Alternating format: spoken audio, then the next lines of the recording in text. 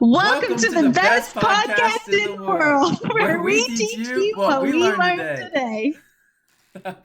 Do we get it? I don't know. I'm your host, Lizzy Newts. And I'm your co-host, Luke Harwell. How's it going, everybody? So, we don't have Chase today. Where's Chase, Lizzy? So Chase decided that going golfing was very important to him today with his brothers and ditched us. So his loss. Yeah, we're super salty about it, Chase. So, you know. Yeah, if you hear this, know that we're... Not really. It's cool. Family's important. He's not here. He just misses out on this good time. So, you know. Yep. It's his loss. That's fine. Definitely his loss. Well, all right. Well, so today I was thinking that we could talk about, mute my phone here. Today I was thinking that we were going to talk about, like, team. Your team and your businesses, how, maybe not necessarily how to build a team, but just talking about a team and why we think it's a good idea to have a team, why we decided to start building one, and maybe some tips and tricks on how to run, manage, and operate. Yeah. So I think it's both safe, or it's safe to say for both of us that we didn't have a team, really like a team, before coming together. Chase and I know we primarily worked by ourselves. I mean, we maybe had a VA here and there, but that was about it.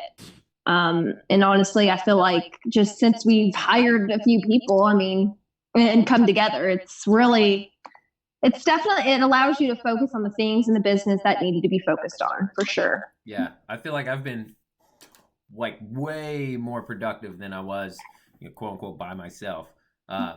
Did you guys ever use any of like so we all do a bunch of cold calling.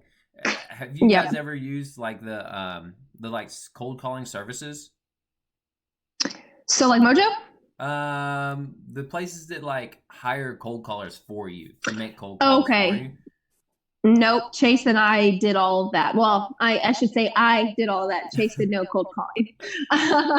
He did all the texting. Side, eh? Yeah, and he did all the texting. Okay, yeah. So I've tried those cold calling services. They sound great. They sound great. They're like, we'll hire someone for you that'll make cold calls for you, and it's going to be awesome. You don't have to do anything. You pay $20 an hour for someone that you can pay for, and they don't train them. They just hire them and teach them how to use the software. And then you have to coach them on how to do sales and all of that stuff. So if you have the bandwidth to put in a little extra time by teaching them the software, I think it's way more productive. But so one of the first questions that I have written down is like, what made us realize that we needed a team? Do you have anything about that, Lizzy? Actually, well, before we joined forces, I was primarily the only one that was cold calling, and we weren't hitting these lists as much as we needed to because it was taking so long for me to get through one list. So, when we're supposed to be doing all these follow-up on these lists, especially, you're supposed to do it several times in 1 month just to keep them in mind and things like that. We weren't doing that. It just wasn't. We weren't being productive on that. And honestly, hiring, we're hitting these lists several times, which is great. We're getting a higher contact rate. Before, our contact rate was a lot lower. And especially since we moved to Zen, obviously our contact rate has been higher. I would just say that we weren't getting... Zen calls awesome. Yeah, with Zen. Yeah, Zen's awesome. I mean, Chase would not call on Mojo, so that has to tell you something that he will call on Zen because... I think it puts him a little at ease that, it actually makes the sound when somebody's talking rather than it just shows up. Yeah. Because, you can't, like, if you're trying to do something else at the same time, because, if you're calling for 3 hours, you may squeeze something in there and try to do while you're calling. Maybe you juggle, maybe you do some magic tricks with some cards, it puts a toll on you calling all the time. It's definitely no easy task. Let's put it that way. Yeah, no, not at all. So it's definitely allowed him to be able to do something else to kind of preoccupy him during that downtime of nobody answering. And then he knows when somebody is answered And also, I just feel like the call logs and everything is so much better. Like it actually like Yeah. tells you everything in depth, what's going on. There's multiple different things. I feel like with Mojo, they have like basic, like this is what you did. Doesn't really, I don't think it even talked about talk time on Mojo It at does, all. but you definitely can't like live listen to the calls and like barge in and Yeah. whisper to your team members like live while they're on the phone. It's an awesome feature. Yeah. But so it kind of sounds like that a couple of the reasons that you said about realizing you needed a team are a lot of the same reasons that I had, like Mm-hmm. not being able to get this stuff done that you needed to get done, right? Because there's just Yep. not enough time for you to do it by yourself. Yep. It, Yep. if you have time to sit down for 10, 12, 15 hours a day and do everything that needs to get done, Mm-hmm. go ahead and do it by yourself. But Yeah. I don't If you think there's actually any want a reason. life outside and maybe like not drive yourself crazy cold calling for 10 hours a day. Yeah, yeah. So those are some good reasons that we needed to free up some time, so that we could go do other Yeah. stuff. Is there any other things that you're like able to pursue now that you kind of have a little bit more of a team or started building Yeah. that team?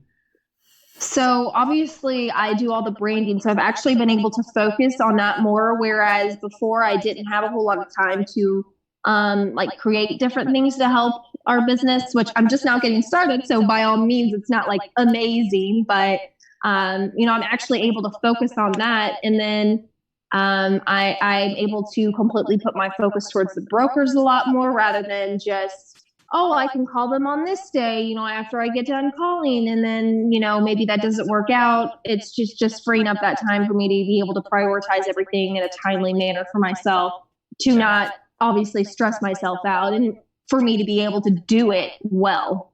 Right. And how's your passion projects coming? I know you got that women's group.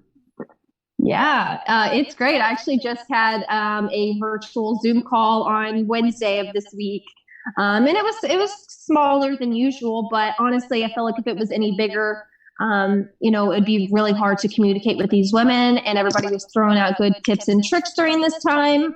And yeah, I love talking to people and seeing where they're at, especially during this super weird time that we're in with the coronavirus. Seriously though, it's nuts. It's It is very nuts. Yeah, I think everybody's in the same boat that we just can't wait for it to be over and be able to resume normal life. Seriously though, yeah. There's like parts of me that's like, oh, it's normal, nothing's different, and then like 5 seconds later, I'm like, holy crap, nothing's open. We can't really do anything. It's like, what is going on with the world? Yeah, well, and even parks are closed. Like I went to the park the other day, and we couldn't drive through it. So it's definitely different. I can't, especially with business as well. I think we all can say that we're excited for it to end. For sure. For sure.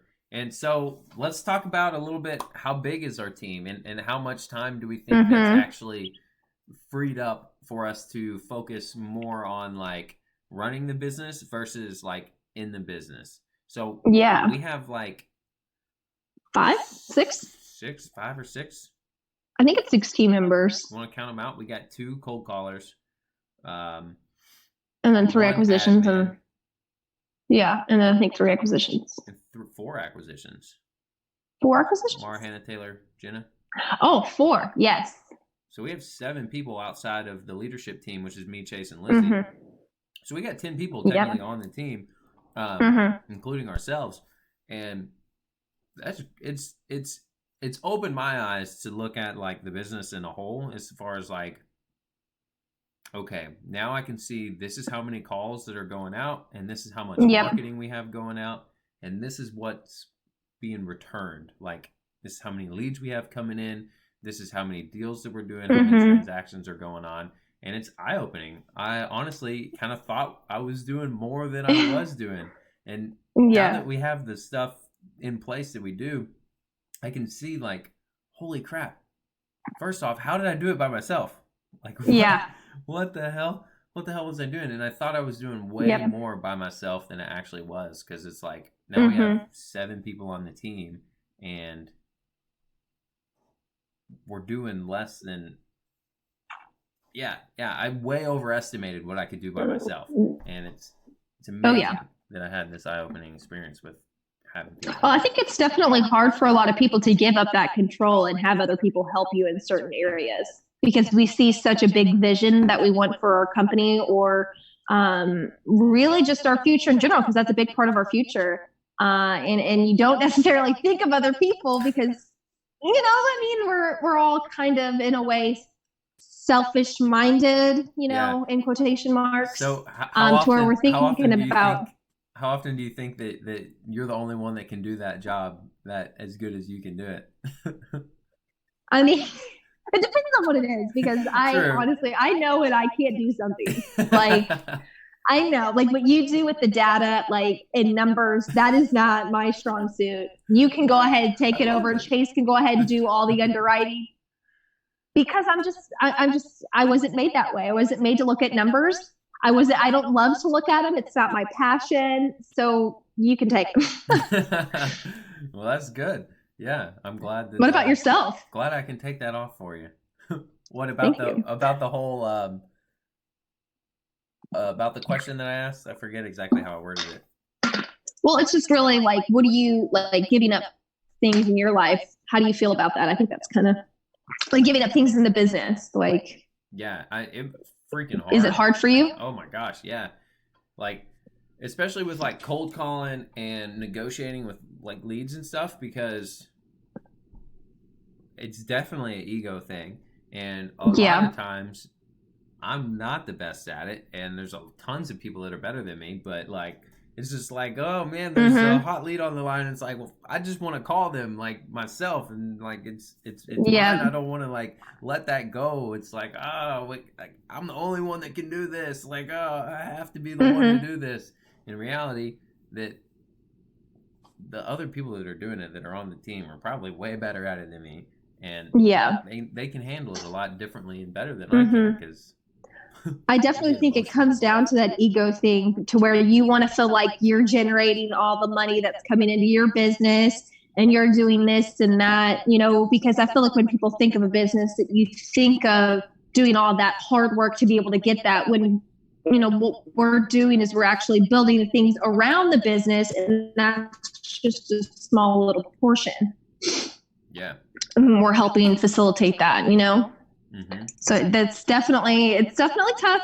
But I think as we've progressed into it, we've realized how much more beneficial and effective that it is to allow one person to focus on something. And in that case, acquisitions, and then have other people underneath be able to do that. And eventually, obviously, you have an admin, and eventually I'll have somebody helping me with what I'm doing, just to be more proficient in things. Right. So having a that's like a team is just perfect so important.